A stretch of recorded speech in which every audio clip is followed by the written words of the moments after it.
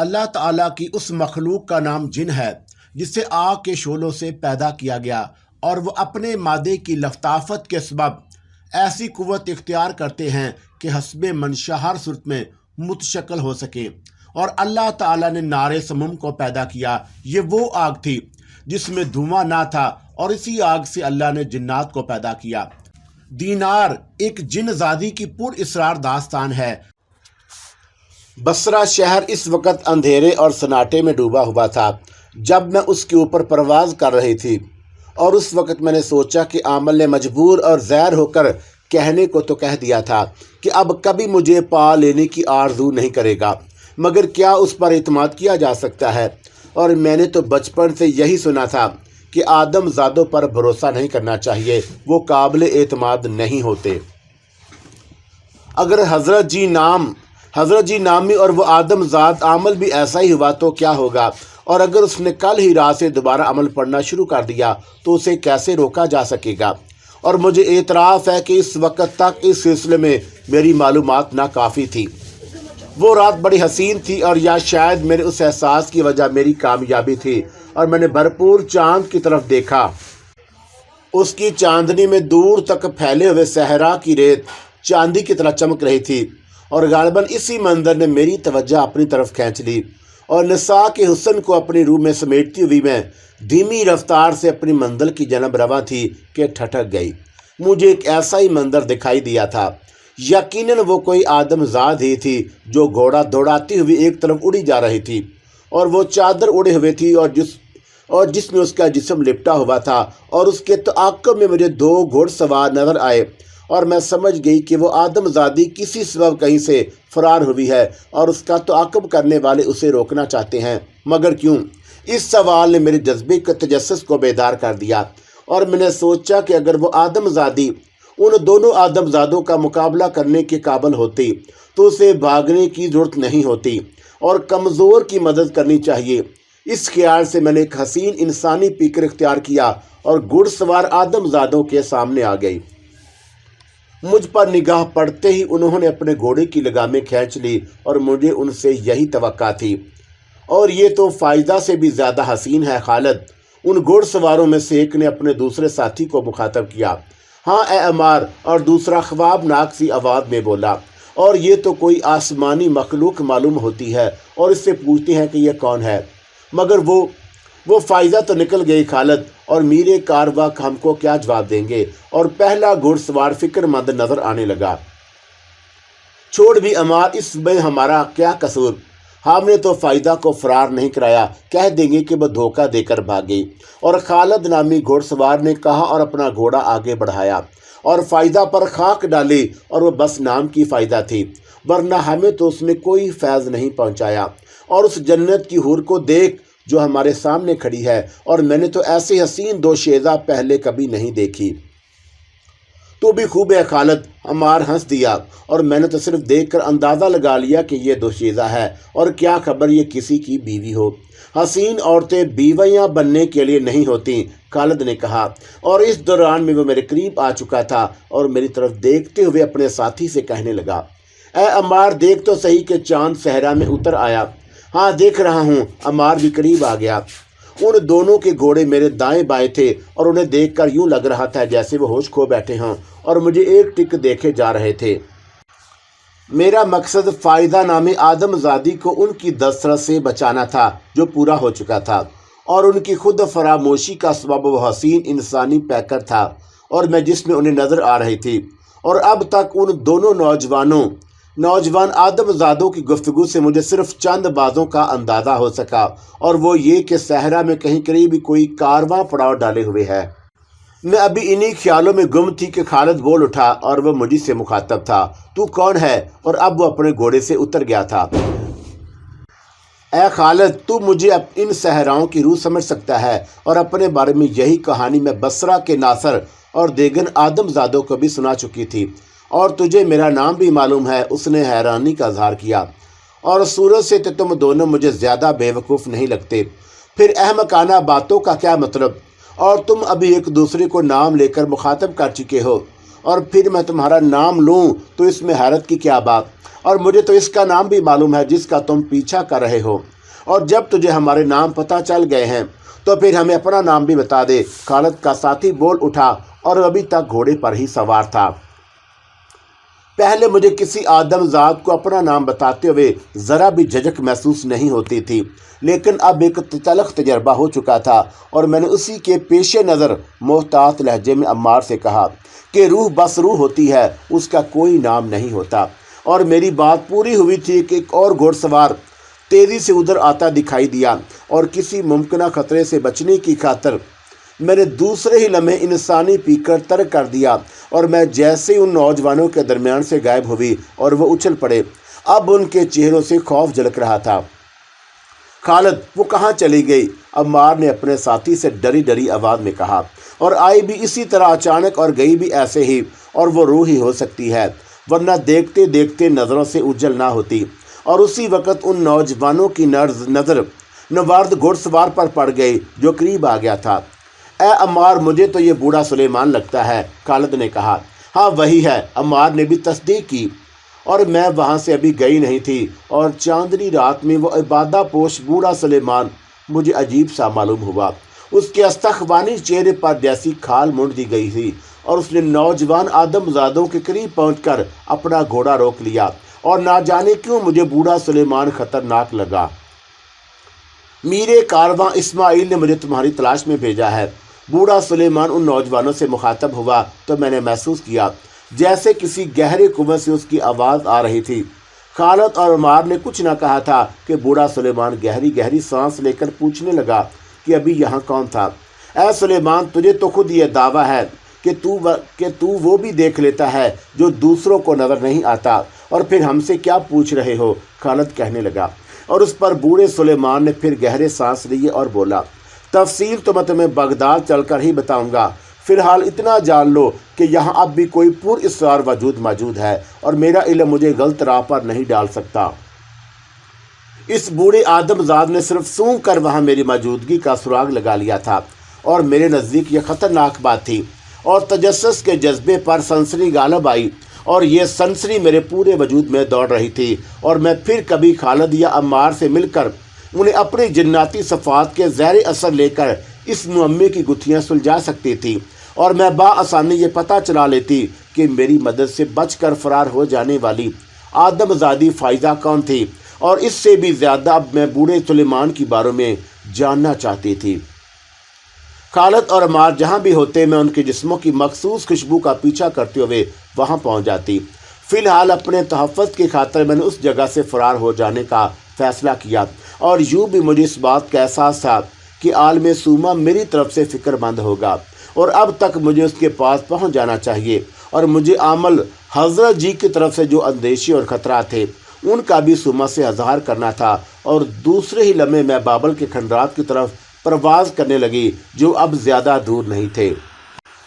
جب میں کھنڈرات میں پہنچی اور جہاں عالم سوما کی سکونت تھی تو اسے دستے بے دعا پایا، اور مجھے یوں لگا جیسے وہ میرے لیے یہی دعا کر رہا ہو، اور دعا مانگ کر سوما نے میری طرف دیکھا اور بولا، اے دینار، خدا کا شکر ہے کہ تو بخیر و عافیت لوٹ آئی، اور اس کی آواز میں اطمینان جھلک رہا تھا۔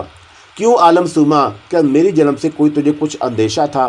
ہاں دینار، تو نے اقرار کیا، اور پھر بتانے لگا، ابھی کچھ ہی دیر پہلے مجھ پر کشف ہوا کہ تو کسی بڑی مصیبت میں گرفتار ہونے والی ہے، سو میں نے 2 نفل حاجات کے پڑھے، اور پھر تیرے لیے بارگاہ خداوندی میں دعا کرنے لگا، اور میں نے قصد کیا تھا کہ اس وقت تک رب العزت کے حصول دستے دعا بلند کیے رہوں گا جب تک اے دینار تو لوٹ نہ آئے گی۔ سوما نے یہ کہہ کر سوال کیا، کیا بصرہ یا وہاں سے واپس آتے ہوئے وقت راستے میں تجھے کسی خطرے کا سامنا تو نہیں کرنا پڑا؟ اور میں تجھ سے ہر بات جاننا چاہوں گا، اور پہلے تو مجھے بصرہ کے اس عمل کے بارے میں بتا جو تجھے اپنی کنیز بنا لینے کا خواب دیکھ رہا تھا، اور میں نے اس کا بڑا برا حشر کیا سوما، اور تجھ سے میں نے جو تدبیر بیان کی تھی اس عمل کو اسی طرح عمل پڑنے سے روکا جا سکتا ہے، اور وہ تدبیر کامیاب رہی۔ میں یہ کہنے کے بعد اس واقعے کی تفصیل بیان کرنے لگی جو بصرہ میں پیش آیا تھا، اور آخر میں سوما سے میں نے یہ بھی صاف صاف کہہ دیا کہ اگر اس سے عامل کو قتل کرنے کی اجازت لے چکی ہوتی تو اسے زندہ نہ چھوڑتی، اور اللہ تجھے اس کا اجر ضرور دے گا دینار کہ تو اس آدم زاد عامل کے قتل سے باز رہی۔ سوما نے میری حوصلہ افزائی کی اور اس کی باتوں سے مجھے اپنے باپ اخزم کی خوشبو آتی تھی اور سوما کا سلوک میرے ساتھ بیٹی جیسا تھا۔ شاید اس کی وجہ یہ رہی ہوگی کہ وہ بے اولاد تھا۔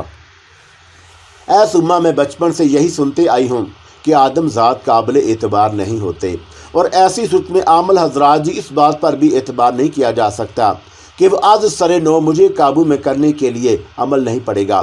اور تجھ سے میں یہ معلوم کرنا چاہتی ہوں کہ اگر اس نے آئندہ رات ہی اسے دوبارہ عمل کا آغاز کر دیا تو کیا پھر اسے روکنے کی تدبیر کرنی ہوگی، اور اگر کل رات نہیں تو 2-1 روز بعد وہ اپنے قول سے پھر سکتا ہے۔ اور میں نے اپنے خدشات کا اظہار کر دیا۔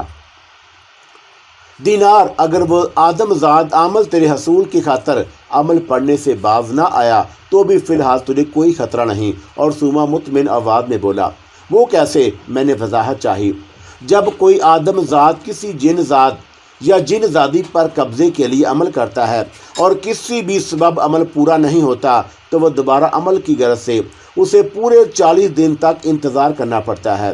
اگر وہ اس سے پہلے دوبارہ عمل کرنے لگے تو اس کی زندگی خطرے میں پڑ سکتی ہے۔ اور عالم سوما مجھے بتانے لگا، اے دینار، یہ بات اتنی عام ہے کہ ہر عامل جانتا ہے۔ تو اس کا مطلب یہ ہوا کہ میں 40 دن تک اس عامل ذات کے شر سے محفوظ ہوں۔ اور میری آواز میں اداسی تھی۔ افسردہ نہ ہو دینار، عالم سوما نے مجھے تسلی دی، اس عمل کے شر سے بچنے کا ایک اور راستہ بھی ہے، لیکن ابھی تو نے میری تشویش دور نہیں کی۔ کیسی تشویش؟ میں نے دریافت کیا۔ وہی جس کا تعلق مجھے ہونے والے کشف سے ہے، سوما نے جواب دیا۔ بصرہ میں تو تجھے کوئی مشکل درپیش نہیں آئی، اور پھر کیا وہاں سے واپسی کے وقت کوئی؟ ہاں سوما، اور میں اسے خطرہ ہی قرار دوں گی۔ اور میں بول اٹھی، اور پھر میں نے سوما کو خالد، عمار، فائزہ اور پر اسرار بوڑھے سلیمان کے بارے میں سب کچھ بتاتے ہوئے کہا۔ اس بوڑھے کا چہرہ غیر انسانی سا تھا۔ اے دینار، تجھے شاید یہ بات معلوم ہے کہ بہت سے جنات آدم زادوں ہی کے درمیان مستقل طور پر انہی کے ساتھ رہنے لگتے ہیں، مگر ان جنات میں نہ کوئی غیر معمولی بات ضرور ہوتی ہے، اور تو اسے ان جنات کی پہچان بھی کہہ سکتی ہے۔ اور اس میں سے بیشتر وہ ہیں جو ذات برحق پر ایمان نہیں لائے، یعنی وہ اپنے کفر پر ہی قائم رہے۔ اور بوڑھا سلیمان بھی مجھے ایسے ہی کافر جنات میں سے معلوم ہوتا ہے، اور تو نے اس کا جو حلیہ بیان کیا ہے یقیناً وہ غیر معمولی ہے، اور چہرے کی ہڈیوں پر کھال کا منڈا ہونا اسی جانب اشارہ کرتا ہے۔ اور ممکن ہے عالم سوما کہ کچھ اور بھی کہتا، اور میں نے سوال کر دیا، لیکن سوما، اگر وہ انسانی پیکر میں کوئی کافر جن ہی تھا تو مجھے اس کی بدبو کیوں محسوس نہیں ہوئی؟ اور میں اس سے اتنی دور بھی نہیں تھی کہ مجھے بدبو نہ آتی۔ تو نے درست کہا دینار، نیک جنات کی خوشبو اور بد کی بدبو محسوس ہوتی ہے، اور عموماً ایسا ہی ہوتا ہے، لیکن اہل ایمان کی طرح کافر جنات بھی عملیات و وظائف کرتے ہیں، اور یہ عمل رحمانی اور شیطانی دونوں ہی طرح کے ہوتے ہیں۔ انہی عملیات کے ذریعے اہل ایمان اور کافر جنات کو کچھ ایسی پر اسرار قوتیں حاصل ہو جاتی ہیں جو عام جنات میں نہیں ہوتی۔ اور عین ممکن ہے کہ اگر میرا شک غلط نہیں تو جسے تو نے بوڑھے سلیمان کے پیکر میں دیکھا، اس نے کسی شیطانی عمل کے ذریعے اپنے وجود کی بدبو کو دبا دیا ہو تاکہ کوئی اسے پہچان نہ سکے۔ اور مجھے جو یہ کشف ہوا اے دینار کہ تو کسی بڑی مصیبت میں پھنسنے والی ہے، اس کا تعلق یقیناً اسی واقعے سے ہے۔ اور عالم سوما نے تفصیل کے ساتھ میرے سوال کا جواب دیا۔ اس سے جنات کے بارے میں مجھے نئی باتوں کا علم ہوا، اور میں نے اس کے باوجود اپنے اس ارادے کو تبدیل نہیں کیا کہ فائزہ کے فرار کی وجہ ضرور معلوم کروں گی۔ اور میرے اس ارادے یا فیصلے کا تعلق مستقبل سے تھا، لیکن ابھی تو میں اپنے زمانہ حال ہی سے نامطمئن تھی۔ اور پھر مجھے یاد آیا کہ عالم سوما نے آدم ذات کے عمل کے شر سے بچنے کے لیے ایک اور راستے کا ذکر بھی کیا تھا، اور میری نظر میں سب سے زیادہ ترجیح طلب یہی مسئلہ تھا۔ 40 دن پلک جھپکتے گزر جاتے اور شیطان عمل دوبارہ عمل کرنے بیٹھ جاتا۔ عامل سوما نے مجھے یاد دہانی کرائی اور کہنے لگا، اے دینار، تجھے اس عمل کے شر سے بچنے کی خاطر کل ہی سے ایک عمل شروع کرنا پڑے گا، اور یہ عمل بھی 40 روز کا ہے، اور وقت اور جگہ کی پابندی تجھے بھی کرنی ہوگی۔ اور اگر تو کامیاب رہی تو پھر اس عمل کی طرف سے کوئی خطرہ نہیں رہے گا، اور اس نے تجھے قبضے میں کرنے کے لیے دوبارہ عمل کیا بھی تو اس کا عمل باطل ہو جائے گا۔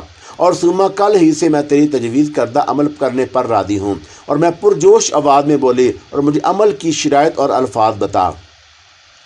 مجھے تجھ سے یہی توقع تھی دینار، اور عمل کی شرائط وہی ہے جن کو آدم زاد عمل پورا کرنے کا ارادہ رکھتا ہے، مگر تو نے اسے ناکام بنا دیا۔ اور تجھے ایک مقررہ جگہ پر نصف شب سے صبح فجر کے وقت تک 40 روز تک عمل پڑھنا ہوگا، اور اس آدم زاد عمل پر تجھے کئی طرح سے فوقیت حاصل ہوگی۔ سوما تفصیل بیان کرنے لگا، اور میں پوری توجہ سے اس کی باتیں سنتی رہی۔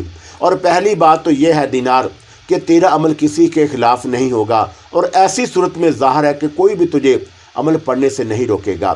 اور دوسرا یہ کہ عمل کے وقت میں تجھ سے زیادہ دور نہیں رہوں گا، اور اس کی یہ صورت ہو سکتی ہے کہ تو کھنڈرات کے اسی حصے میں عمل پڑھنے کے لیے کوئی جگہ دیکھ لے۔ اور ان کھنڈرات میں کیونکہ عرصہ دراز سے ہم جنات کا قبیلہ آباد ہے، اس لیے یہ جگہ آدم زادوں کی دسترس میں نہیں، اور تو یہاں پوری طرح محفوظ رہے گی۔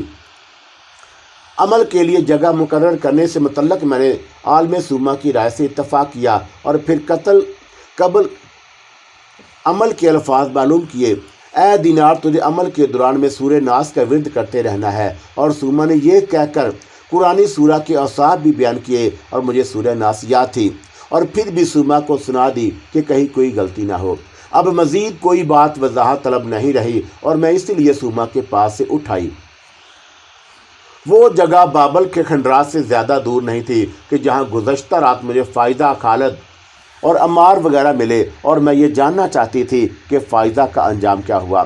اگر استخوانی چہرے والا بوڑھا سلیمان باقی آدم زادوں کے ساتھ انسانی پیکر میں رہنے والا کوئی کافر جن تھا، تو پھر یہ بات مشکل تھا کہ فائدہ اس کے چنگل سے بچ کر نکل جاتی۔ وہ کون تھی اور کہاں سے آئی تھی، اور میرے کارواں سے کیوں فرار ہوئی؟ اور دوسرے دن بھی ان سوالات مجھے بے چین کیے رکھا، اور اس آدم زاد کو میں نے دور ہی سے دیکھا تھا، اور اس کے جسم کی مخصوص خوشبو فاصلے کی بنا پر مجھے محسوس نہیں ہو سکی تھی۔ اس کارواں کی منظر سے بھی میں واقف تھی، اور مجھے یاد تھا کہ بوڑھے سلیمان نے بغداد کا نام لیا تھا، اور یہ بڑی عجیب سی بات تھی کہ جو شہر میرے سامنے تعمیر ہوا، اور مجھے اس کی سیر کا اب تک کوئی موقع نہیں ملا، اور اس کی وجہ اچانک میرا اور دوسرے معاملات میں ملوث ہو جانا تھا، اور جن کا تعلق بغداد سے نہیں بصرہ سے تھا۔ حقیقت یہ ہے کہ اس عہد کے اعتبار سے بغداد شہر انتہائی جدید اور بے حد خوبصورت تھا، اور اسے پوری منصوبہ بندی کے ساتھ بسایا گیا۔ اس شہر کی عظمت و برتری کی علامت قصر خلافت تھا، اور جس کی حدود میں بڑے بڑے سبزہ زار تھے۔ میں اس شام بغداد پہنچی تو موسم بہت خوشگوار تھا، اور مجھے خالد اور عمار کی تلاش تھی، اور وہ دونوں مجھے دریا کے کنارے ایک آبادی باب الطاق میں ملے۔ وہ دونوں مجھے دریا کے کنارے چہل قدمی کرتے ہوئے مل گئے، اور ان کے ساتھ کوئی تیسرا فرد نہیں تھا، اور مجھے یہ دیکھ کر خوشی ہوئی کہ وہاں آس پاس کوئی اور نہ تھا، اور میں نے ان دونوں آدم زادوں کو اپنے جناتی صفات کے زیر اثر لینے میں دیر نہیں کی۔ اے خالد، مجھے بتا کہ کل رات فائدہ پر کیا گزری؟ میں نے سوال کیا، اور بوڑھے سلیمان نے مجھے اور عمار کو کارواں کے پڑاؤ کی طرف واپس بھیج دیا، اور ہم سے کہا کہ وہ خود فائدہ کو پکڑ کر لے آئے گا۔ اور خالد میرے زیر اثر خوابناک سی آواز میں بتانے لگا، اور پھر وہی ہوا۔ ہم پڑاؤ پہنچے ہی تھے کہ دیکھا بوڑھا سلیمان اپنا گھوڑا سر پٹ دوڑائے چلا آ رہا ہے، اور اس کے ساتھ ہم نے فائدہ کو بھی گھوڑے کی پشت پر بیٹھے دیکھا، اور ہمیں اس پر بڑی حیرت ہوئی، اور ہم دونوں کو اول تو یہی متوقع نہیں تھی کہ بوڑھا سلیمان فرار ہو جانے والی فائدہ کو صحرا میں تلاش کر لے گا، کیونکہ اسے فرار ہوئے کچھ وقت گزر چکا تھا، اور پھر یہ تو ہرگز امید ہی نہ تھی کہ تلاش میں بوڑھے سلیمان کو وقت ہی نہیں لگے گا، اور وہ اتنی جلدی فائدہ کو پکڑ کر لے آئے گا۔ خالد کے اس بیان سے میرا یہ شک یقین میں بدلنے لگا کہ بوڑھا سلیمان لازمی طور پر کوئی آدم زاد نہیں، بلکہ اس کا تعلق کافر جنات میں سے ہے، اور میں خالد کی بات غور سے سننے لگی۔ وہ اب کہہ رہا تھا کہ بوڑھا سلیمان اسی وقت میرے کارواں اسماعیل کی خدمت میں حاضر ہو گیا، جو سلیمان ہی کا منتظر تھا، اور میرے کارواں اسماعیل نے سلیمان کی اس کارگزاری کو سراہا، اسے انعام سے نوازا، اور فائدہ کو محافظوں کی کڑی نگرانی میں دے دیا۔ اور یہ بیان کر خالد کے میرے کارواں اسماعیل کے لیے فائدہ کو اپنے ہمراہ بغداد لے جا رہا تھا، میں نے پوچھا کہ میرے کارواں اسماعیل کو یہ ذمہ داری عامل کوفہ عیسیٰ بن موسیٰ نے سونپی تھی کہ وہ फायदा को मूसा बिन काब के पास बाहिफाजत पहुंचा दे। और खालिद ने बताया, और मूसा बिन काब कौन है? मैंने मालूम किया, वो कसरे खिलाफत के महकमा नज़ारत का आला निगरान है। और खालिद ने जवाब दिया, और क्या तुझे फायदा के बारे में कुछ इल्म है कि वो कौन है? और मैं असल मौजू पर आ गई। फायदा की बाबत मुझे इस बात इतना मालूम है कि बूढ़ा सुलेमान उस बदनसीब को कहीं से अगवा करके लाया था, और शायद नजफ से। मगर फ़ायदा अमल कूफा ईसा के पास किस तरह पहुंची? और उसने मीर कारवां इस्माइल के हवाले किया। और मेरा और अमार दोनों ही का आबाई शहर कूफा है। बूढ़ा सुलेमान पूरे कूफा शहर में किसी शैतान की तरह मशहूर है। उस अमल कूफा ईसा का दस्तेरा समझा जाता है। और अहले कूफा को जब अमल कूफा से कोई काम निकलवाना होता है तो वो बूढ़े सुलेमान को ज़रिया बनाते हैं। अपने सवालों के जवाब में खालिद से मुझे जो मज़ीद बातें पता चलीं और वह मेरे लिए नई ही थी। दरअसल ईसा बिन मूसा खलीफा मंसूर का चचा था, और ईसा को कूफा का आमल मुकर्रर करने वाला खलीफा मुसव्वर का भाई खलीफा अबुल अब्बास सफ़ा था। और सफ़ा मरहूम के अहद खिलाफत से ईसा ही के शहर को कूफा का आलम चला आता था।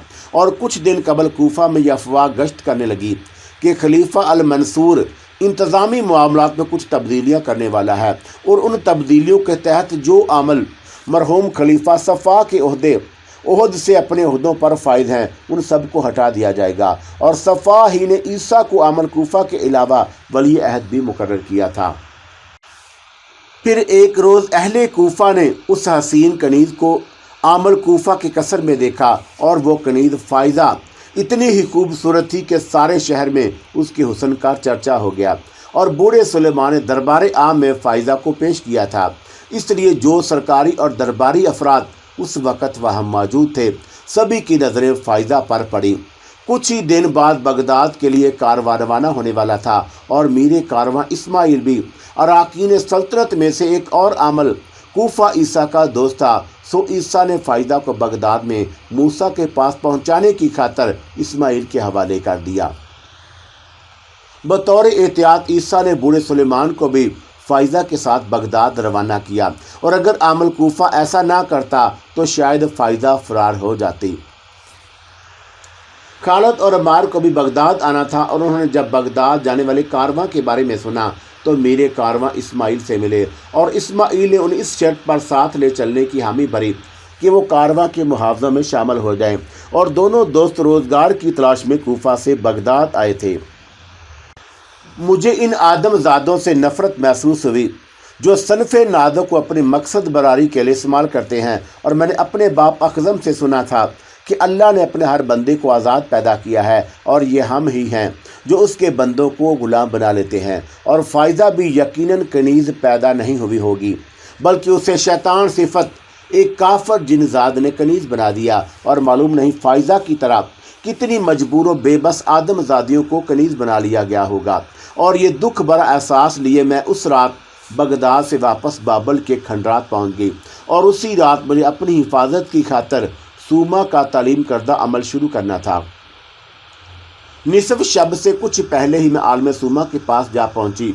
उसने मुझे देखकर दुआ दी और फिर इस जगह के इंतखाब में मेरी मदद की जहां अमल शुरू करना था। और वो एक नीम शिकस्ता सा दालान था जिसका फर्श साफ करके मैंने अपने निशस्त बना ली, और दालान के बाहर दाएं जानब आलम सूमा मौजूद था। और फिर मसलसल 40 रातों तक मैं वक़्त और जगह की पाबंदी के साथ वो अमल पढ़ती रही, और मुझे कोई कबाहत ना हुई। और अमल पूरा होने पर आलम सूमा ने मुझे मुबारकबाद दी और कहा, ए दीनार, अब तू इस आदमजात अमल के शर से ताहयात महफूज हो गई। सिर्फ उसी अमल के शर से या हर उस अमल के शर से जो मुझे अपने कब्ज़े में करना चाहे। मैंने सूमा से वजाहत चाही। महज इस अमल की तरफ से तुझे निजात मिली है जो तेरे हसूल की खातर दोबारा अमल शुरू कर सकता है। और सूमा ने मुझे बताया और फिर बोला, दीनार, तू इससे भी नाकाम जान कि आदमजादों के चुंगल में एक बार फंस जाने के बाद निकलना बहुत दुश्वार होता है। और सूमा, मुझे तुझसे एक और मामले में रहनुमाई चाहिए। मैंने मौका गनीमत जानकर कहा, हाँ बोल, तुझे क्या कहना है दीनार। और मैं शायद पहले भी तुझसे अपनी इस ख्वाहिश का इज़हार कर चुकी हूँ और सूमा के खलके खुदा की खिदमत को अपना मकसद हयात बनाना चाहती हूँ। दीनार इससे बड़ी नेकी और क्या होगी, मगर जान ले कि ये बड़ा मुश्किल काम है और मुझे कुछ कुछ याद पड़ता है कि तूने कभी मुझसे दुखी और सितम रसीदा आदमजादों की मदद करने को कहा था। बोल, तेरे मेरे दरमियान कुछ ऐसी बात हुई थी ना? सुमा ने आखिर में मुझसे सवाल किया।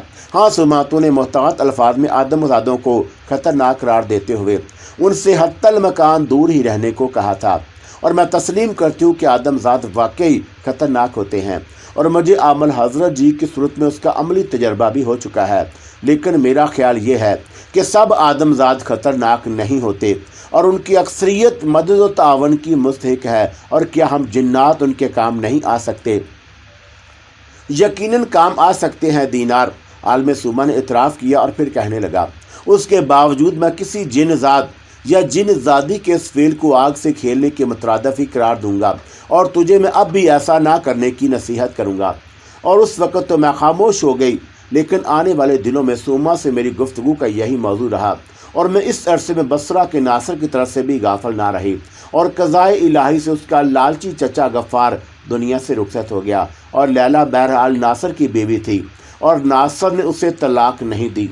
गफ़ार की मौत के बाद भी लैला को नासिर ने अपने घर में ना रखा, अलबत्ता उसके अखराजात उठाने से गुरेज ना किया।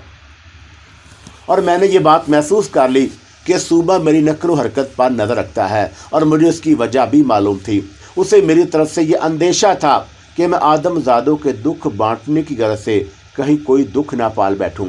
हर चंद के मैंने अभी इस सिमत में कोई अमली कदम नहीं उठाया था, मगर सूमा मेरी जन्म से मोहतात हो चौकन्ना हो गया और काफ़ी गौर व फिक्र के बाद मैंने इस सिलसिले में एक रोज़ पहला कदम उठा ही लिया। मैं अपने कबीले के सबसे बड़े तबीब हामा बिन हीम से मिली और बूढ़े हामा की उम्र से कम भी 2000 साल ज़रूर होगी और उसके बावजूद वो बड़ा खुश मजाक और खुश गिरफ्तार था और मेरी बात सुनकर हंस पड़ा और कहने लगा, ऐ सरदार अखज़म की बेटी दीनार, तो इल्म तब में महारत हासिल करना चाहती है। क्या सबब हुआ जो इस तरफ माइल हुई? और किसी जिन्नजादी को आज तक मैंने तबाबत करते ना देखा और ना सुना। ऐ मेरे बाप के दोस्त हामा, क्या ज़रूरी है कि सिर्फ जिन्नजाद ही तबीब हों और कोई जिन्नजादी इसमें कामल ना हो? मैं बेझिझक बोली। तेरा कहना ठीक है दीनार, अगर इल्म तब आसान नहीं किसी जिन्नजादी को इसमें माहिर बनाने की बाबत तो खैर मैंने सोचा भी नहीं, अलबत्ता कोशिश ज़रूर की कि कोई जिन्नजाद मेरी नियाबत कर सके। और मेरा अकीदा है कि किसी भी इल्म की तरावीह अशात नेकी है। और हामा कहने लगा, कई 100 बरस की तलाशो कावश के बाद एक ही नौजवान जिन्नजाद आरज मेरी तवक्कात पर पूरा उतरा है और वो तेरी ही हम उम्र का है और बड़ी लगन के साथ इल्म तिब हासिल कर रहा है। तबीब हामा, तू मेरी मेहनत और लगन में भी कमी ना पाएगा। मैंने यकीन दहानी कराई। हामा ने मुझे आइंदा रोज़ सुबह से अपने मतब में आने की इजाज़त दे दी और कुछ अरसा पहले ही मेरे अंदर यह सवाल उभरा था कि ए दिनार, क्या तू दुखी आदमजादों के काम नहीं आ सकती? और मैं इसी सवाल का अमली जवाब देने की तैयारी शुरू कर दी। और उसका पहला मरहला इल्म तिब का हसूल था और दूसरा मरहला अमलियात व वज़ाइफ से आगाही थी। और इन दोनों अलूम के लिए मैं पहले ही तबीब हामा और आलम सुमा का इंतखाब कर चुकी थी। इन अलूम में कामल होकर ही आदमजादों के दरमियान जाने की आरज़ूमंद थी और उनके दुखों का मदावा कर सकूं। मैंने आलम सुमा से गलत नहीं कहा था कि मेरा मकसद हयात खल्के खुदा की खिदमत है और जिन्नात में भी, क्योंकि अल्लाह की मखलूक हैं, इसीलिए मुझे उनकी मदद से भी आर नहीं थी। मगर ये वाक़या है कि मैंने जिन्नाबत के मुकाबले में आदमजादों को मदद व तावन का ज़्यादा मुस्तहिक पाया और मतलूबा अलूम में महारत के बाद मैं शहर बगदाद में सकूनत इख्तियार करना चाहती थी। दूसरे दिन जब तबीब हामा के मकतब में मेरी मुलाकात जिन्नजाद आरज से हुई तो मुझे पहली बार ज़िंदगी के फितरी तकाज़ों की तकमील का एहसास हुआ और मुझे यूँ लगा जैसे अब तक मैं अधूरी थी और आरज से मिलकर पूरी हो गई। मैं एतराफ़ करती हूँ कि मुझे आरज से और उससे मुझसे मोहब्बत हो गई और आदमजादों से छेड़छाड़ और शोखियाँ अपनी जगह, मगर आरज ही मेरी पहली मोहब्बत साबित हुआ। और तबीब हामा और आरज की कोशिश के नतीजे में मुझे इल्म तिब पर अबूर हासिल हो गया। इस दौरान में वक़्त कितनी तेज़ी से आगे बढ़ चुका था और मुझे एहसास ही ना हुआ और तारीख़ ने नई करवट ली। اور میرے نزدیک اس کا مختصر بیان بھی ضروری ہے۔ ایک شام میں آرج کے ساتھ بابل کے کھنڈرات کی طرف آ رہی تھی اور میرا ارادہ تھا کہ اب انسانی پیکر اختیار کر کے بغداد ہی میں رہنے لگوں، اور آرج کو بھی میں اپنے ساتھ ہی رکھنا چاہتی تھی۔ بغداد میں اپنی سکونت کے لیے ہمیں شہر کا غربی حصہ پسند آیا، مگر ابھی متعدد مرحلے باقی تھے۔ ہماری منزل قریب آنے والی تھی اور آرج نے مجھے مخاطب کیا، اے دینار، تو نے اب علم طب پر بھی پوری عبوریت حاصل کر لی اور تیری جو مرضی تھی وہ پوری ہو گئی، بول اب کیا ارادہ ہے؟ اور آخری الفاظ اس نے معنی خیز لہجے میں ادا کیے۔ میں اس کی بات سمجھ گئی، اور پہلے بھی وہ اس طرح کے اشارے کر چکا تھا، اور اس کی آرزو تھی کہ وہ مجھے ہمیشہ کے لیے اپنا لے، اور میں اسے اپنا مقصد حیات بیان کرنے لگی۔ اور اس لیے میں بولی کہ تو جانتا ہے آرج کہ مجھے محض علم طب ہی سے تو نہیں سیکھنا تھا، کیا تو عملیات کو بھول گیا؟ مگر اس کے لیے تو یہ ضروری نہیں اے دینار کہ ہم ایک دوسرے سے جدا رہیں، اور ہم ساتھ ہی تو ہیں، جدا کب ہیں؟ اور میں نے بات بنا دی، اور پھر ایسے پہلے کہ وہ مزید کچھ کہتا میں بول اٹھی، ہاں آرج، اب ہمیں ساتھ ہی رہنا ہے، اور میں نے عالم سوما سے بات کر لی ہے۔ آج رات اس نے ہمیں بعد نماز عشاء بلایا ہے، اور میری کسی بات سے انکار کرنا آرج نے جیسے سیکھا ہی نہ تھا، اور عشق میں وہ جو مکمل سپردگی کا قائل تھا۔ میری مرضی کے خلاف کبھی وہ کچھ نہ کرتا، اور میں اسے جو کچھ کہتی وہ مان لیتا، اور میں اسے اپنی خوش نصیبی ہی سمجھتی ہوں۔ اسی رات بھی آرج میرے ساتھ سوما کے پاس چلنے کو راضی ہو گیا، اور ہم مقررہ وقت پر سوما کے پاس پہنچ گئے۔ سوما ہمیں دیکھ کر خوش ہوا اور بولا، عشاء کی نماز کے بعد نصف شب تک میں نے تمہاری تعلیم کا وقت رکھا ہے، اور آج رات میں تم کو تمہارے ہی تاریخ بیان کروں گا۔ اور یہ کہہ کر وہ رکا اور پھر مجھ سے مخاطب ہوا، مجھے خبر ہے اے دینار کہ تو عملیات و وظائف سیکھنا چاہتی ہے کہ خلق خدا کی خدمت کر سکے، اور میں تجھے بتاتا ہوں کہ تمام عملیات کی بنیاد علم ہے، اور علم کا مطلب جاننا ہے، اور اس کے بغیر عملیات و وظائف کی تعلیم بے سود ثابت ہوگی۔ اور مجھے تو راضی ہونا ہی تھا، اور آرج نے بھی حامی بھر لی۔ تو سنو، یہ جنات کی تاریخ بھی ہے، اور اس زمین کی تاریخ بھی کہ جس پر ہم آدم زادوں سے پہلے آباد تھے۔ اور میں اور آرج پوری توجہ سے سوما کا بیان سننے لگے۔ زمین سنسان اور ویران تھی، یہاں گہرا اندھیرا چھایا ہوا تھا، اور پھر روشنی تخلیق کی گئی، اور اندھیرے کو اس سے جدا کر دیا گیا، اور یوں دن اور رات پیدا ہوئے، شام اور صبح ہوئی۔ اور اس کے بعد فضا کے نیچے کا پانی فضا کے اوپر والے پانی سے الگ کر دیا گیا، اور خلاق نے فضا کو آسمان کہا، اور آسمان کے نیچے کا پانی خالق کے حکم سے ایک جگہ جمع ہو گیا، اور اس طرح خشکی نظر آنے لگی، اور خشکی کو زمین کہا گیا۔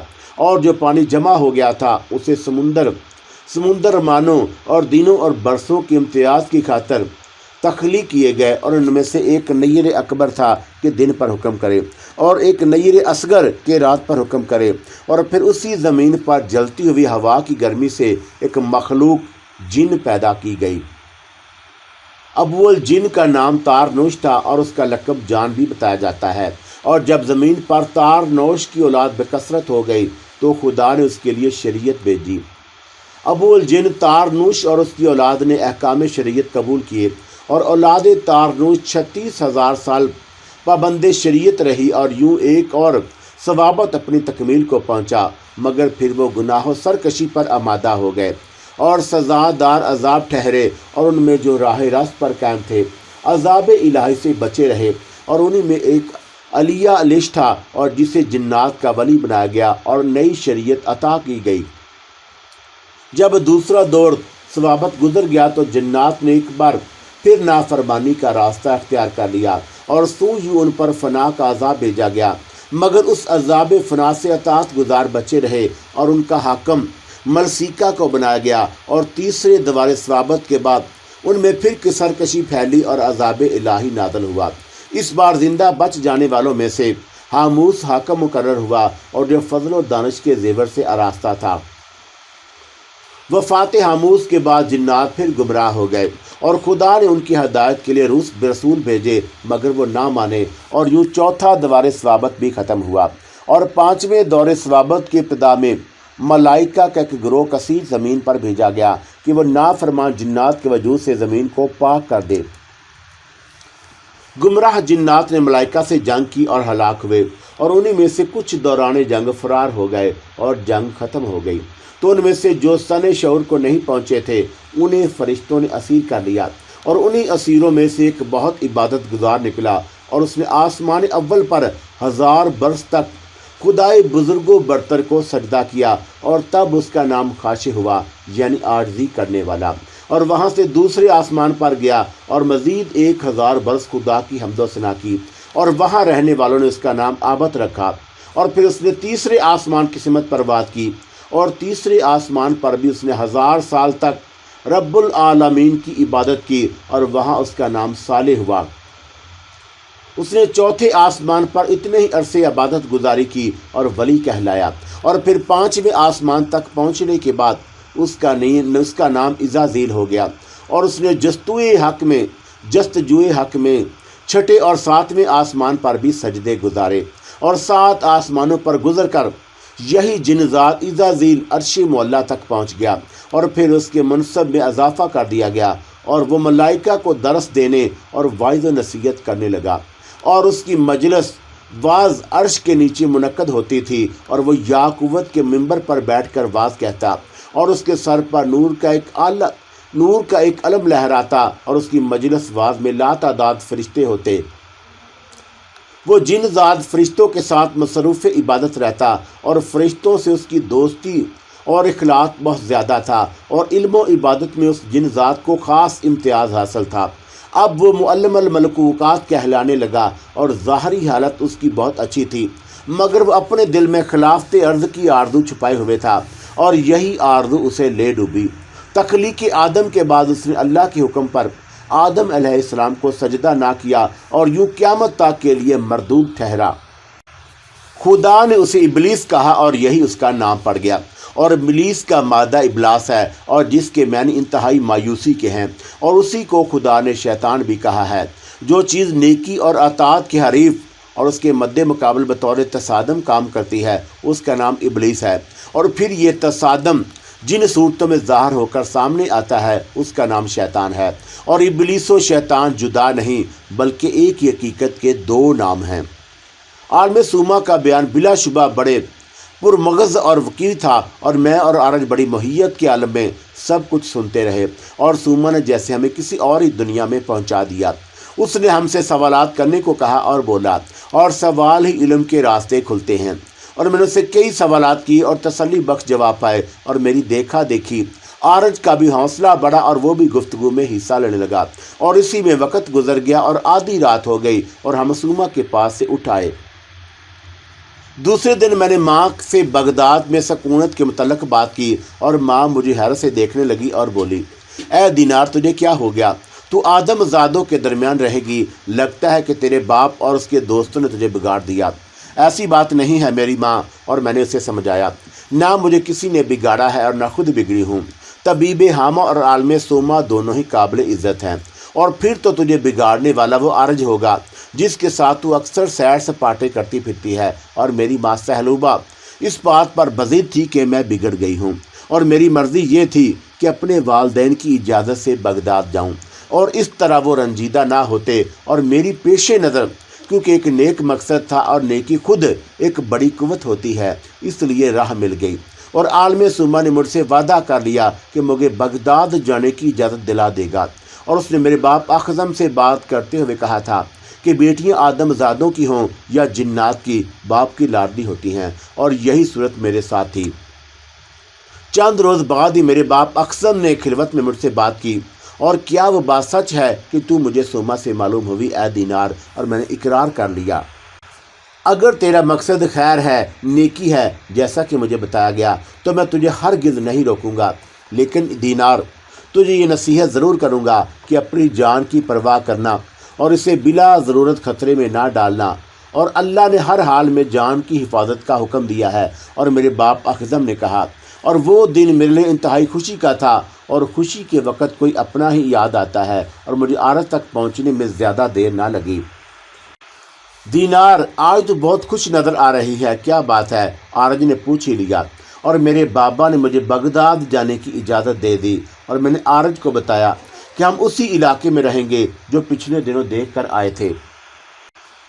وہ تو ٹھیک ہے دینار، لیکن پہلے تو تیرا ارادہ کچھ اور تھا، اور جہاں تک مجھے یاد پڑتا ہے کہ تو نے کہا تھا کہ علم طب اور عملیات و وظائف میں مہارت حاصل کرنے کے بعد ہی شہر بغداد میں سکونت اختیار کرے گی، اور ابھی تو عالم سلما کی تعلیم جاری ہے۔ آرج، پہلی بات تو یہ کہ ارادہ بدل بھی سکتا ہے، اور جہاں تک عملیات کا تعلق ہے تو ان کے حصول سے ہمیں کون روک رہا ہے؟ مقررہ وقت پر ہم سلما کے پاس آ جایا کریں گے۔ اور تجھے سچ بتاؤں آرج کہ کھنڈرات میں رہتے رہتے اب میرا جی بھی اب گیا ہے، لیکن میں نے تو ابھی طبیب حامہ سے کچھ بھی نہیں کہا۔ اور آرج فکر مند سا نظر آنے لگا۔ تو اب کہہ دیجیے۔ ہاں، کہنا تو پڑے گا۔ اور آرج کا لہجہ خود کلامی کا سا تھا، اور اس وقت مجھے طبیب حامہ کے الفاظ یاد آ رہے تھے جو اس نے برسوں پہلے آرج کے بارے میں مجھ سے کہے تھے کہ کئی سو برس کی تلاش و کاوش کے بعد ایک نوجوان جن ذات آرج میری توقعات پر پورا اترا ہے، اور وہ بڑی لگن کے ساتھ علم طب حاصل کر رہا ہے، اور میں اب اسی آرج کو اپنے ساتھ بغداد لے جا رہی تھی۔ اور مجھے معلوم تھا کہ بوڑھا طبیب حامہ کو جب یہ بات پتہ چلے گی تو اسے رنج ہوگا، اور میں نے اسی سبب آرج کی دل جوئی کے لیے کہا کہ اگر تو کہے تو میں طبیب حامہ سے بات کر لوں۔ نہیں دینار، اس کی ضرورت نہیں، اور میں تو خود ہی کوئی موقع دے کر اسے بتا دوں گا، لیکن اس میں اب دیر نہ کرنا آرج۔ اور میں نے اسے تاکید کی، اور آرج سے میرا اتنا ہی کہنا کافی تھا۔ اگلے ہی دن آرج نے بھی مجھے خوشخبری سنا دی کہ طبیب حامہ کو اس نے راضی کر لیا، اور اس کی بڑی وجہ میں تھی، اور میں نے بھی کئی برس اس کی خدمت میں گزارے، اور اب کوئی بات بغداد جانے اور وہاں سے بستی میں مانے نہیں رہی تھی۔ آرج کو ساتھ لے کر دوپہر ہونے سے کچھ پہلے ہی میں بغداد پہنچ گئی، اور غربی حصے سے اس کے محلے کا نام حربیہ تھا، جسے میں نے سکونت کے لیے منتخب کیا، اور وہ بڑا پرسکون علاقہ تھا۔ اور جو مکان مجھے پسند آیا، اس کے قریب ایک باغ تھا، اور شہر کے اس حصے میں باغات اور نخلستان کی بہتات تھی، اور یہیں سے ہر قسم کا میوہ شہر کے مشرقی حصے میں جاتا تھا۔ اور وہ مجھے مکان پسند آنے کی دیگر وجوہ میں ایک بڑی وجہ یہ تھی کہ اسے میں نے خالی پایا تھا، اور یوں تو جنات کے لیے آدم زادوں سے کوئی مکان خالی کرا لینا ایسا مشکل کام نہیں، لیکن میں یہاں آدم زادوں کو تنگ کرنے نہیں آئی تھی، اور ابھی تک مجھے یہ معلوم نہیں تھا کہ اس وسیع و عریض مالک کا مکان کا مالک کون ہے۔ اور باغوں سے گزر کر اب ہم مطلوبہ مکان تک پہنچ گئے تھے۔ اے آرج، اب ہمیں انسانی پیکر میں آ جانا چاہیے، میں نے آرج کو مخاطب کیا۔ جلدی نہ کر دینار، آرج نے مشورہ دیا، اور پہلے مکان تو مل جائے رہنے کو۔ یہ تو ٹھیک کہتا ہے، اور میں نے اس سے اتفاق کیا، اور چل پتہ لگاتے ہیں کہ یہ مکان کس کا ہے۔ کیا خبر وہ آدم زاد ہمارے ساتھ اس مکان کو فروخت کرے یا نہ کرے۔ دیکھ آرج، بہت زیادہ نیک اور پارسا بننے سے بھی کام نہیں چلے گا، اور ضرورت پڑنے پر ہمیں تھوڑی بہت تو زور زبردستی کرنی پڑے گی۔ اور تو جان، اور تیرا ہی کہنا تھا کہ ہم یہاں آدم زادوں کی مدد کرنے آئے ہیں، مگر صرف ان کی جو مدد کے واقع مستحق ہوں۔ اور میں بول اٹھی، مقصد کے حصول کا تعین تو آسان ہے، لیکن اس کے لیے کیا ذریعہ اختیار کیا جائے، اور یہی دراصل مشکل ہوتا ہے۔ اور تجھے کیونکہ آدم زادوں سے زیادہ واسطہ نہیں پڑا آرج، اس لیے انہیں بھولا سمجھ رہا ہے، اور اب تو واسطہ پڑنا ہی ہے دینار۔ فکر نہ کرو تو مجھے غافل نہ پائے گی۔ اور معلوم نہیں آرج، اس محلے کا نام حربیہ کس نے اور کیوں رکھا؟ اور میں نے موضوع گفتگو بدل دیا۔ یہ ظاہر تو یہاں رزم و پیکار کے آثار نظر نہیں آتے۔ اور یہ کہتے ہوئے میں آگے بڑھی۔ سامنے سے مجھے ایک آدم ذات آتا دکھائی دیا، اور اسے میں نے اپنے زیر اثر لینے میں دیر نہ کی۔ وہ مکان موسیٰ بن کعب کی ملکیت ہے، آدم زاد نے میرے سوال کا جواب دیا، اور موسیٰ بن کعب میرے وجود میں چھناکا سا ہوا۔ اسی کے ساتھ میں نے اس آدم ذات کو اپنے اثر سے آزاد کر دیا، اور وہ سر جھٹک کر آگے بڑھ گیا۔ ہر چند کہ کبھی اس آدم زاد موسیٰ سے میری ملاقات نہیں ہوئی تھی، مگر میں نے اس کا نام جانتی تھی، اور یہ وہی تھا کہ جسے عامل کوفہ اور ولی عہد سلطنت عیسیٰ نے ایک کنیز بھیجی تھی، اور میں اپنی سرگزشت میں اس کا ذکر کر چکی ہوں۔ آرج کیونکہ اسے واقف نہیں تھا، اس لیے پوچھنے لگا، کون ہے اے دینار، اور کہ جس کے نام سن کر تو گمسم ہو گئی؟ اور موسیٰ بن کعب خلیفہ منظور کے محکمہ نصارات کا نگران اعلیٰ تھا۔ توقع ہے کہ نئے خلیفہ المہدی نے بھی اسے اسی عہدے پر رکھا ہوگا اور آدم زادوں میں وفادار بھی ہوتے ہیں۔ اگر کسی حکمران کے ساتھ وفاداروں کا ٹولہ نہ ہو تو وہ بے اثر ہو کر رہ جائے۔ اور پھر میں نے عارج کو موسیٰ کے بارے میں بقیہ تفصیل سے بھی آگاہ کر دیا، اور اس تفصیل میں حسین محبوبہ کنید فائدہ کا ذکر بھی تھا اور اسے نجد سے اغوا کیا گیا تھا۔ تو پھر اب تیرا کیا ارادہ ہے؟ عارج نے سوال کیا۔ اسے چل کر ڈھونڈتے ہیں، وہ مشہور آدمی ہے، جلدی مل جائے گا، میں نے جواب دیا۔ اور بغداد کا سب سے بڑا محلہ کرافہ ہے اور ارکان حکومت کی قیام گاہیں وہی ہیں، اور موسیٰ بھی ہمیں وہی ملے گا اور کسی بڑے اور عالی شان مکان میں۔ تجھے تو دینار اس شہر کے بارے میں سب کچھ معلوم ہے، عارج نے میری تعریف کی، اور گلی محلوں تک کی خبر ہے۔ نہیں عارج، ابھی تو ابتدا ہے۔ دراصل بغداد کی بنیاد ہی میرے سامنے رکھی گئی، اس لیے تھوڑی بہت خبر ہے، ورنہ تو ابھی میں نے قصر خلافت بھی نہیں دیکھا، اور سنا ضرور ہے کہ اندر سے بہت خوبصورت اور وسیع ہے قصر خلافت۔ اب یہاں آ ہی گئے ہیں تو قصر خلافت بھی دیکھ لیں گے، عارج کے لہجے میں بھی اشتیاق سا محسوس ہوا۔ ایک بات اب تک میری سمجھ میں نہیں آ سکی، یہ آدمزاد اتنے بڑے بڑے اور عالی شان مکانوں میں کیوں رہتے ہیں؟ خلیفہ ہو یا کوئی غریب آدمزاد، سوئے گا تو ایک ہی جگہ، اور پورے قصر یا محل میں ہر جگہ تو نہیں سو سکتا۔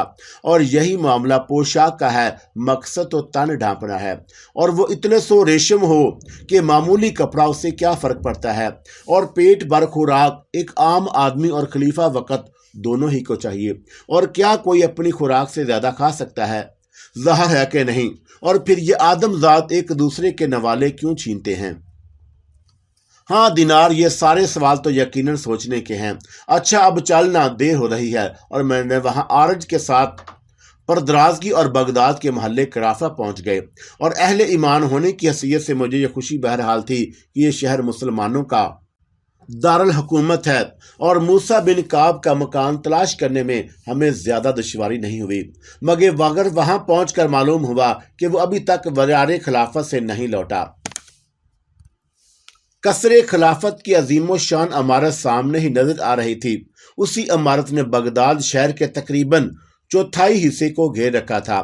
اسی عمارت کی حدود میں مختلف محکموں کے دفاتر تھے، ان دفاتر کے درمیان سبزہ دار نظر آئے، اور کہیں حوض تھے تو کہیں ایسے نظارے کہ یوں لگے کہ دامن کوہ کے چشمے ابل رہے ہوں، اور ٹھنڈے میٹھے پانی کے چشمے۔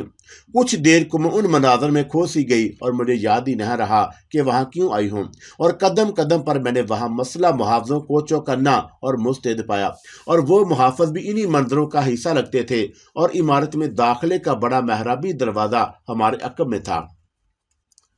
آدم زادوں کو وہاں آتے جاتے میں نے اس طرح دیکھا جیسے وہ اپنے سائے سے بھی بدکے ہوں، اور یقیناً یہ اس قصر خلافت کا رعب و دبدبہ تھا، اور جان کی امان کسے عزیز نہیں ہوتی۔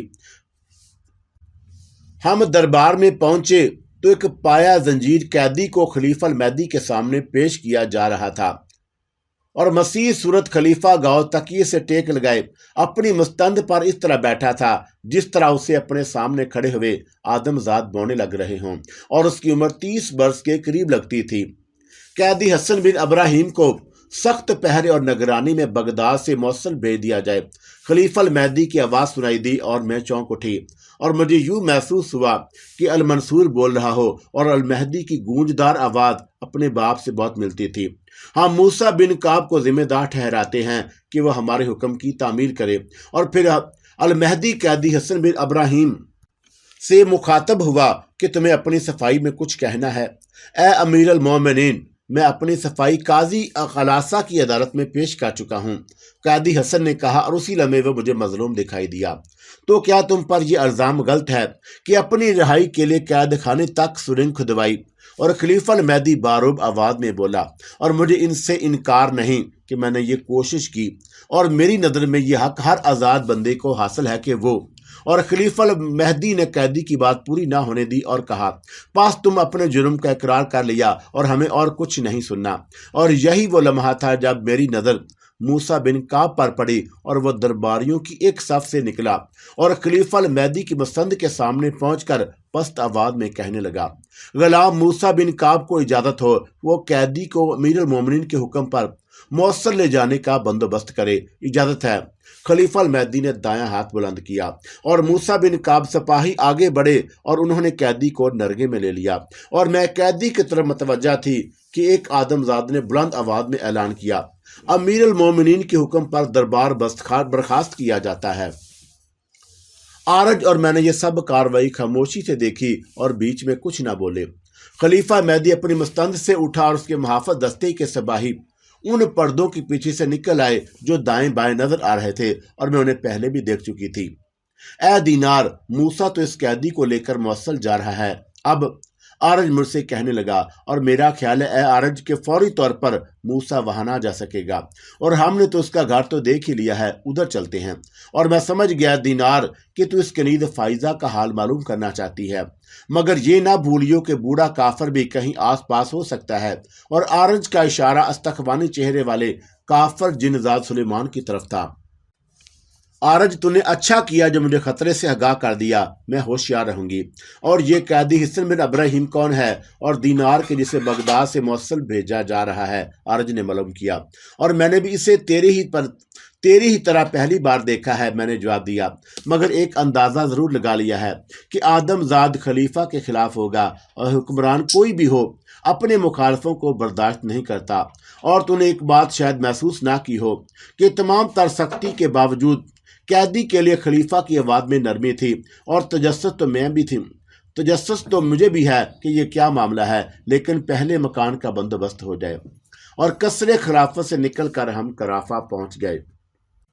मैंने मूसा के हरम में कनीज फाइजा को तलाश किया।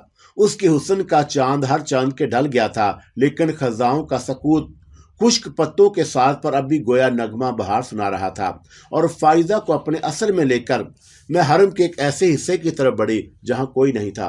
क्या तेरा तलक नजफ ही से है ऐ फाइजा? और मैंने उससे दरियाफत किया। हाँ, मैं वहीं की हूँ। और तुझे अपने घर वाले याद हैं? याद तो है, मगर अब मैं उन्हें भूलना चाहती हूँ। फाइजा की आवाज में गहरी उदासी थी।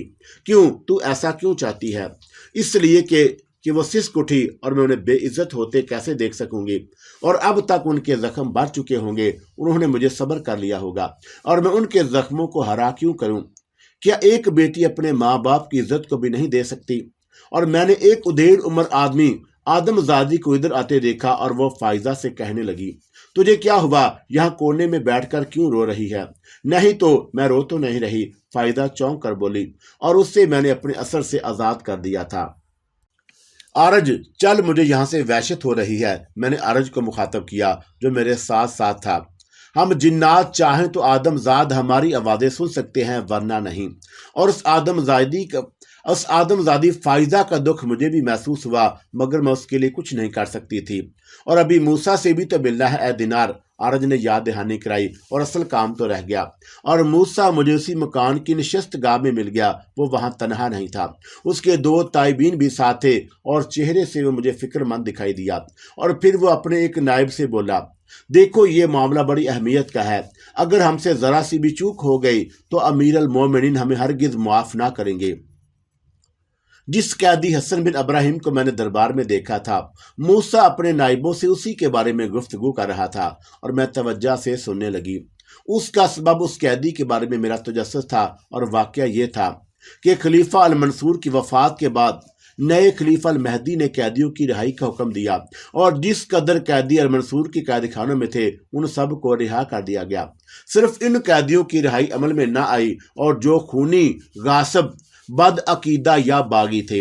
और खलीफा मंसूर के दौरे हुकूमत ही में हसन बिन अब्राहिम को गिरफ्तार किया गया था, और उसी के साथ कैद होने वालों में याकूब बिन दाऊद भी था।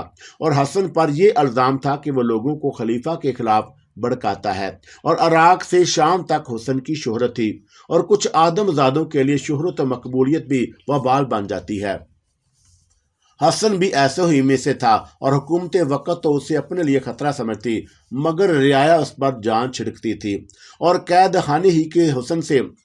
खाने ही में हुसन की मुलाकात याकूब से हुई, और याकूब को उस पर उस बिना पर हिरासत में ले लिया गया कि खलीफा मंसूर उसे बदअकीदा समझता है, और हसन से उसके यूं मेल जोल बढ़ाया कि वक़्त पड़ने पर कोई फ़ायदा उठा सके, और उसका मौका यकूब को जल्द ही मिल गया। और हसन ने उस पर एतमाद करके अपने दिल की बात कह दी, और उसने याकूब को बताया कि मैं अब ज़्यादा अरसे कैद में नहीं रहूँगा।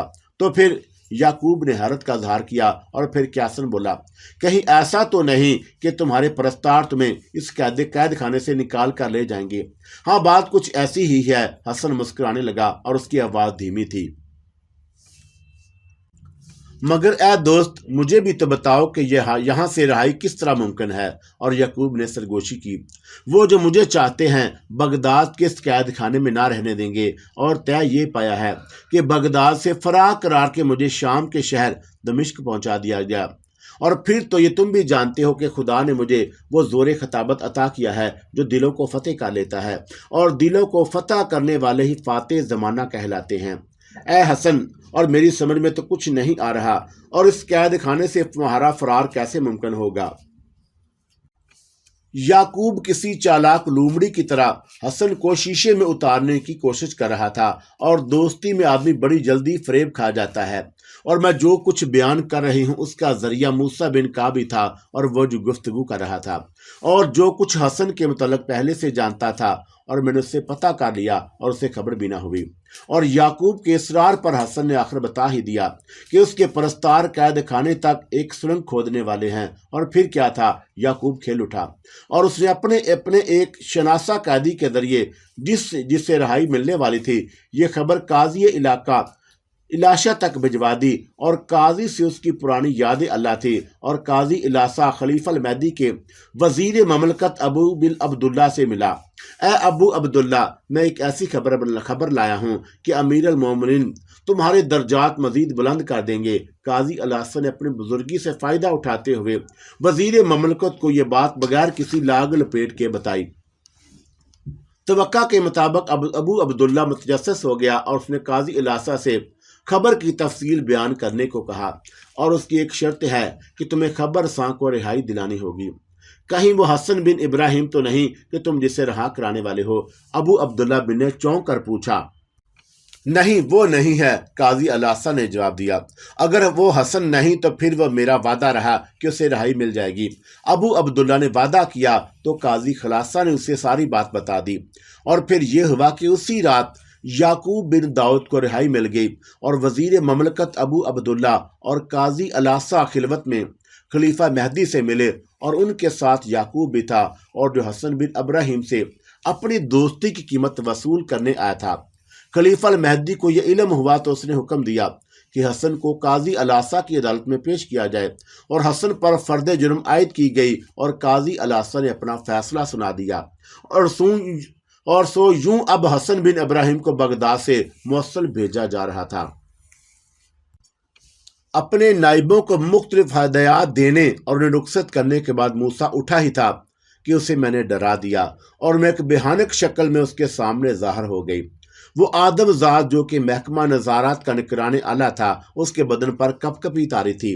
कौन है तू? और मूसा दहशत ज़दा आवाज़ में बोला, मैं वो हूं कि जिसने तुझे कांपने पर मजबूर कर दिया, और तुझसे मैं एक सौदा करने आई हूं। बोल, हरबिया वाले मकान और बाग की क्या कीमत लेगा?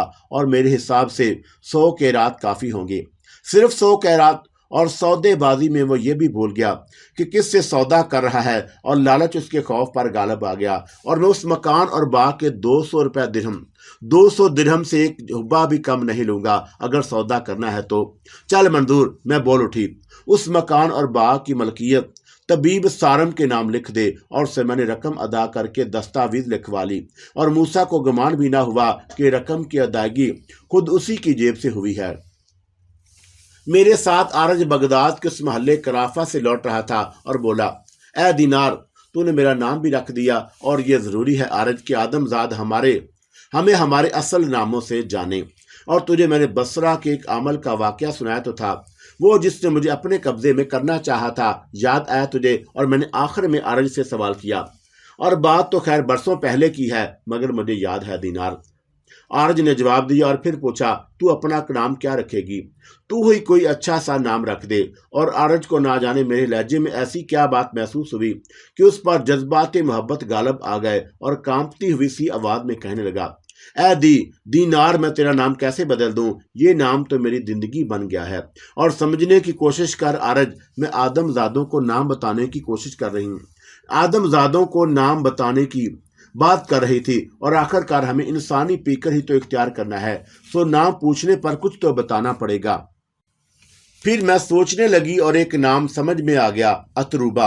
और अतरूबा का मतलब खुश करने वाली शय है, और ऐसी शय कि जिसे देखकर इंसान खुश हो, और यही मेरा मकसूद भी था। और आदम ज़ात से मुझसे खुश हों, और मैंने यही सब आरज को बता दिया। सारम और अतराबा। आरज बड़बड़ाया और यूं जैसे नाम याद कर रहा हो, और जरा तवक्कुफ से उसने कहा, मगर ए दीनार, मैं तुझे दीनार ही कहूंगा। और तो मैं तुझे कब मना करती हूँ? ये नाम तो सिर्फ आदमजादों को बताने के लिए है, ताकि हम उनके शर से बचे रहें, और अभी तो हमें जाने कितने नाम बदलने पड़ेंगे। ये कहते हुए मैंने नीचे देखा और हम हरबिया पहुंच गए थे, और उसी वक्त ये उकदा खुला कि उस इलाके का नाम हरबिया बिलासबाब नहीं रखा गया। वहां एक ममनुआ इलाका भी था, मगर हमारे लिए नहीं। उस इलाके में सिपाहियों को फने हरबो ज़रब की तरबियत दी जाती थी, और हमें क्योंकि इस मकान तक पहुंचने की जल्दी थी जो मूसा से खरीदा था, उस वजह से हम उस फौजी तरबियत गाह को नज़रअंदाज करके आगे बढ़ गए। वो सारा दिन मैंने बगदाद में गुजारा, और खरीदे हुए मकान की तामीर को ज्यादा अरसे नहीं गुजरा था। उसकी हालत से मैंने यही अंदाजा लगाया, और फिर भी आरज के साथ मिलकर मैंने पूरे मकान को साफ किया, और अभी तक इंसानी पीकर इख्तियार करने की नौबत नहीं आई थी। हमें मतब कायम करने की खातर किन किन चीज़ों की ज़रूरत पेश आएगी, और हमारे लिए ये कोई मुश्किल काम ना था। मकान के बैरूनी हिस्से को मतब और अंदर के हिस्से को हमने सकूनत की घर से तरतीब दिया, और उस मकान का अकबी दरवाज़ा भी था, और सेबों के बाग और अकबी दरवाजे के दरमियान खासा फासला था, और मैं पहले ही दिन तमाम तैयारी कर लेना चाहती थी। उस अरसे में बहुत सी बातें मैंने सोची और उनके मतलब आरज से मशवरा किया, और उन बातों का ताल्लुक मतब के क़याम से चलाने से था। और मैं जानती थी कि यह बाबल के खंडरात नहीं, आदमजादों का अजीम शहर बगदाद है।